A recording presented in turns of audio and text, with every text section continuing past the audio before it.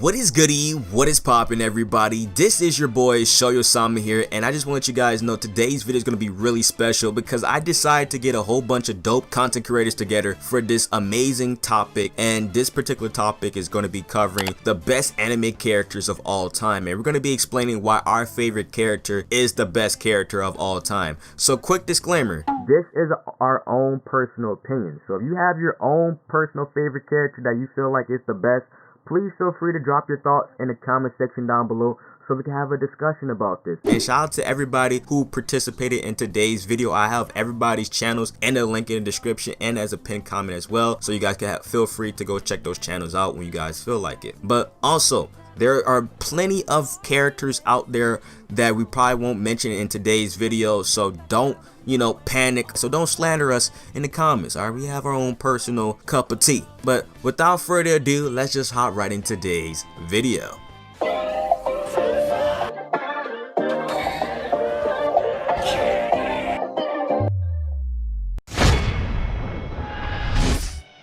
As some of you know, I'm a webtoon content creator, and I don't really speak about mainstream anime like Boruto or Dragon Ball, but now thanks to Shoyo, I can finally go out on a specific character. A character that I've admired since day one, and that is Garou, the real anti-hero. As a normal kid, Garou was always watching cartoon series based on superheroes, but when he was watching those shows, Garou was always asking himself, why do heroes always win? And of course, a question like that made it seem like he was an evil character. Even in school, kids were making fun of him for not taking the side of their heroes. But no, Garou did not take part of the villain because of his looks or power, but because of unfairness. A scenario that the villain will always be in a disadvantage when facing a popular superhero that kids loved to watch. I'm beautiful, nigga. Maybe you got rid of that old ass haircut you got, you get some bitches on. And Garou did not accept that, so instead of fighting for justice or evil, he decided to be his own villain. Not an evil villain that robs banks or wants world domination, but a villain that could overwrite the scenario of heroes when facing him, like Tank Top Master or Metal Bat.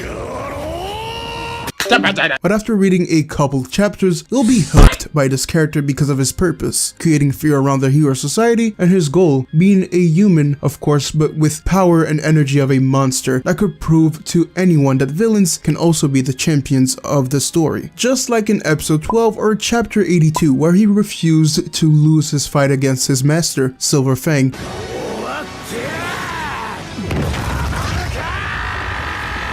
And by doing so, we see how Garou goes really deep about his determination and willpower of becoming the next threat to heroes. A monster that some of them couldn't defeat because that's still a human in there, and a human that monsters could take notes of. Before the following facts has been said, I would like to say how grateful I am to be on Shoyo Sama's channel. Nice to meet everyone. The name's Ian. I cover Jujutsu Kaisen content on my channel regarding both manga and anime alike if you're anime only, so you don't gotta worry about any spoilers after you click on my videos. So make sure to check it out if you like that kind of content. Drop a like right now, okay?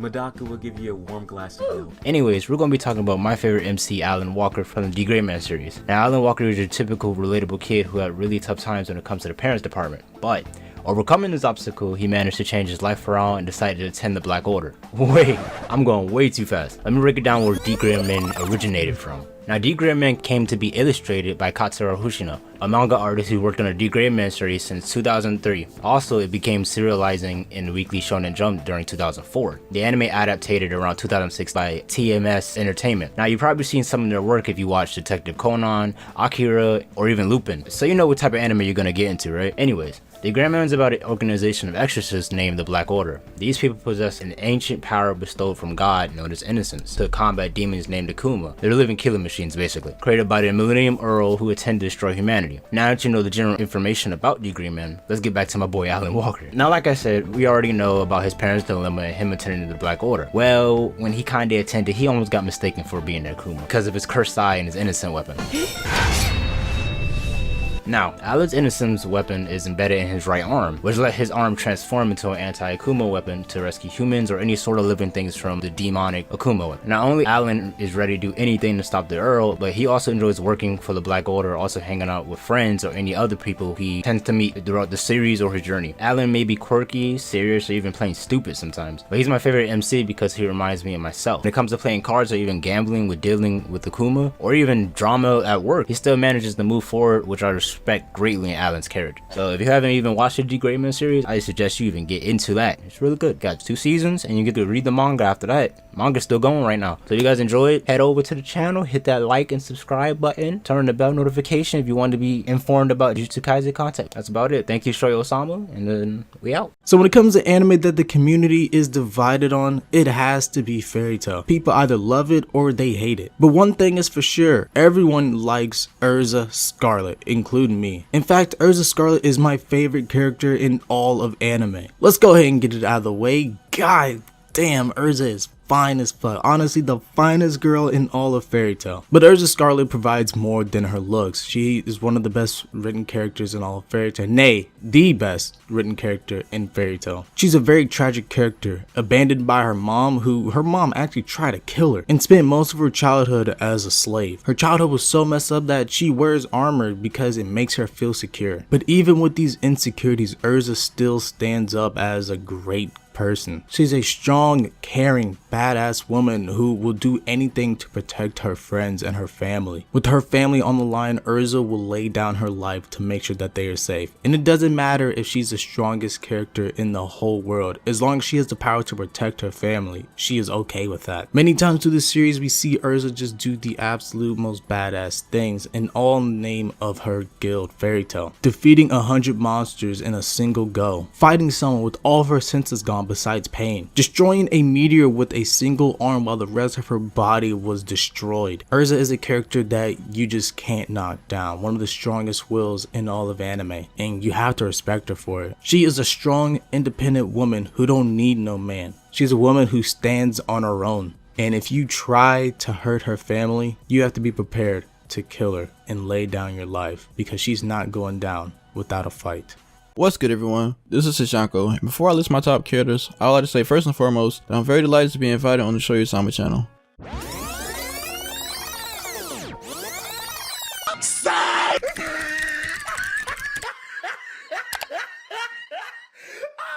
Today, I want to talk about one of my favorite characters in One Piece, which is Eminem. Nah, I'm joking. Inoru, or Enel, the god himself. Enel's for one an amazing villain, in and out. Although his goals are pretty much one-sided, with the plans are pretty much heading to the moon, or what he would call the fairy V-Earth, Vilazar's maximum, where he could pretty much just chill with the island to his content, without pretty much worrying about people bothering him, you know? And that sounded pretty lit and chill to me, like he wasn't bothering anyone, you know? I can beg to differ.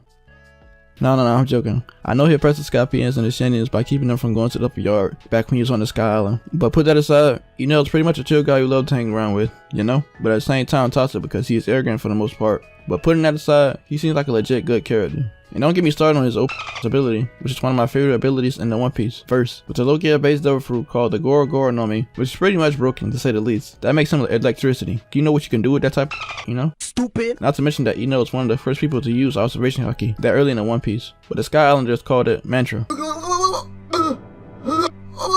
What anime character have you ever seen be the most loyal friend to a main character for a show? I mean, hell, this man Piccolo has been around since the ending of Dragon Ball and is still loyal to this day. Think about it. When Goku was trying to risk it all for Universe 7 in the tournament power, Piccolo knew the actual reason why Goku was wanting this tournament, and it was complete BS for his own selfish reason, and Piccolo still came through and participated in the tournament. Piccolo could have been like, oh, this man Goku is wild and he wants our universe erased. Man, fuck this shit. But he didn't. Number 2, Piccolo has the best interests in anime history, period. I'm gonna tell you how. Look how he came into Lord Slug's movie. My guy was on his Batman shit. Look how he shot a beam at Broly's blast that was headed towards Gohan and deflected it to save Gohan. Look at it. Look at him standing on the pole like some vigilante hero. That's some badass shit. Number 3, what anime character do you know that is constantly taking care of kids. He practically took care of Gohan while Goku was dead.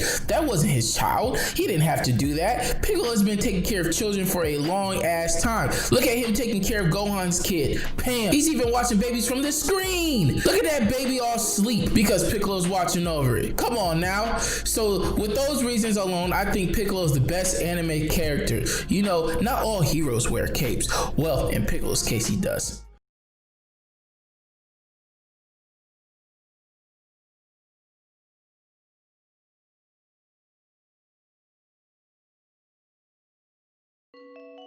Shonen Jump is the home to many amazing characters. We take a look at protagonists such as Gon Freaks, Yuji Itadori, Izuku Midoriya, Yami Yugi, and so on. But there's always one that manages to stick out to a lot of people. This series was actually a gateway to a lot of people's interest in anime outside of Japan, of course, and I have to say, it is one of the series that initially had me gripped to the anime scene after my prior experiences with Yu Yu Hakusho, Dragon Ball, and the original Shaman King. That is Sugumi Oba and Takashi Obata's Death Note, serialized in Weekly Shonen Jump and later animated by Studio Madhouse. Death Note is a series that is a home to a cast of plenty of recognizable faces. You have L, Ryuk, Misa, Rem, and of course, Light Yagami. Light Yagami is a character that I, for one, was pretty fond of from the beginning. From when we first see him pick up the book, to the moment he meets with his enemy L, all the way till he gets desperate and fate comes to bite him in the ass later on. But it's definitely more so not his development that makes me like Light. It's his slow descent into insanity by the end of the series. Light's true struggle was, in the end, greed. His own greed. And by saying this, I know it may seem like I'm downplaying Light here about how certain emotions clouded his judgments and ultimately led to his defeat. I am, however, trying to make a statement here about how well written of a character Light in the series is. He's the true encapsulation of a god complex, greed, a character that will stop at nothing to get what he wants. It sounds familiar, doesn't it? Naruto wanted to become Hokage, he wouldn't let anything stand in his way. Midoriya won't let anything stand in the way of his goals, nor will Luffy, Goku, and people just like them. Although in this case, Light is striving for one thing and one thing only, the absolute cleansing of the justice system and mankind itself. The reason I like Light so much is that he's different. I'd actually go as far to say he redefined a lot of the baseline tropes and characteristics for shonen main characters to have. While his goal, of course, is definitely a questionable one, it's not exactly fair to deny that he's a good character. That would just be plain wrong in my opinion. He's a character that kept you on the edge of your seat throughout the whole show along with Ryuk, and the slow development of his mindset was a treat to get a taste of, and I can't wait for you guys to maybe check the series out if you haven't already. He's a character that is so similar to your average shonen main character, but easily defies your expectations for one. He's the thinking man's main character, so to speak. So there are a lot of dope anime characters I'm fond of, such as Zoro from One Piece, Hiei from Yu Yu Hakusho, or even Levi from Attack on Titan. But one of those characters I'm very fond of that shines above the rest of them is Hinata from Haikyuu, and that is why he's my mascot for this channel, and as you guys are seeing right now, Shoyo Sama. And the reason why I love Hinata so much is that he's a relatable character, and he's not your traditional character that has a superpower or whatnot. He's just a hard worker. He doesn't have no quirk, no jutsus, or etc. Right? I just love that he's an MC that works really hard, but at the same time he let his teammates shine as well in the show, and he's very supportive towards his comrades. And then on top of that, he makes volleyball very interesting because of his passion for the sport. And I'm not much of a sports type of guy, but the fact that he makes it so interesting is just a huge plus in my book. With his overall character, him being a very inspiring character and being very motivational when it comes to overcoming certain tasks or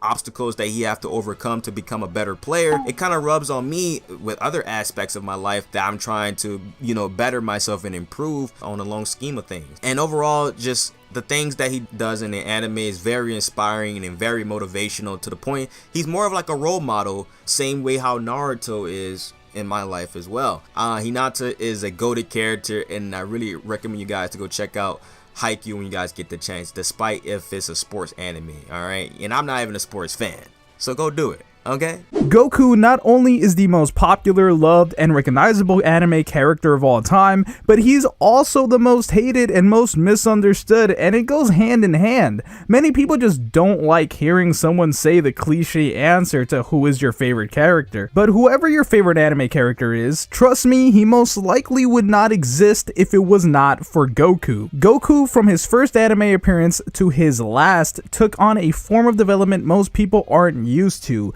People are drawn to certain shows like Naruto because there are a billion different backstories where characters are shown being a certain way and become something else. And if you think that's the only way to write a good character, well, you just don't understand character creation in narrative fiction. Goku's design as a character is a risk, but ultimately became a format to a flexible and successful narrative where every shonen series afterward would borrow elements. Goku can be the serious warrior about to destroy evil, or he can be a literal joke meant to be made fun of. He can be a genius among people that just don't understand what he's doing, or he could be kind of slow. On paper, you might think this is all inconsistent and is going to lead to drastic confusion, but what Goku actually ends up becoming is a character that can fit into anyone's life, both for watchers and for people in the world he resides in. Which is why every single character, even if they are meant to be smarter or cooler or better at something, ultimately pull from his character to gain their own development. And people in the real world can have a character mean to them what they want him to mean to them. If you watch Dragon Ball with your father as a kid or watched with your kid, it's quite an experience to see Goku and Gohan's story, and for a time, at least for me, Gohan became the literal mix of the type of character Goku is and the type of character you are accustomed to with development, such as what we see in Naruto, and he no question was the best character, but we saw even with that type of character, they eventually would have their time to take the background due to their main development being over. And for all Goku fans, just looking at the character would probably make you feel a little happier. So hopefully if everything goes as planned, then this will be the last character of this video. And if you don't know who I am already, my name is Augie, and I'm just some guy who talks about anime and manga on YouTube. But surely, that's not what we're here to talk about. And I'll try to make this quick with the time I have. So originally, when I was asked this question that surrounds the topic of this video, about who is my favorite anime and or manga character and why, it took a second to sink in, but not long enough for me not to realize that there is only one right answer to this question. Of course, previously, you had some amazing characters such as Hinata from Haikyuu, Garou from One Punch Man, Light from Death Note, and so many others, but really,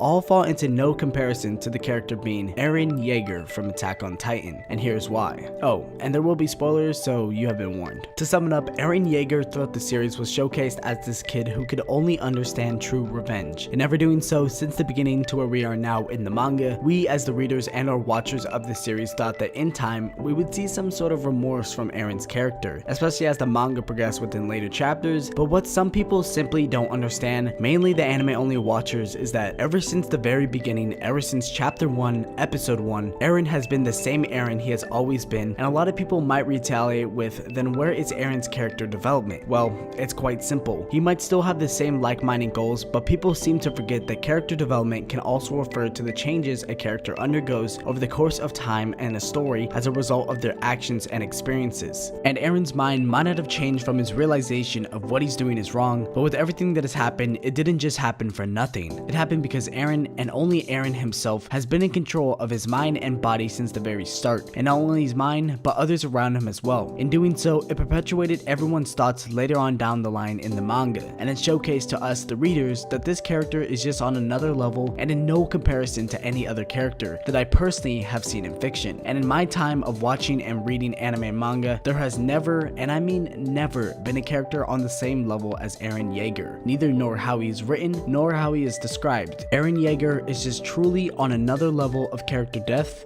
experience, and morality. So, thank you for watching, drink water, and subscribe to Shoyo Sama.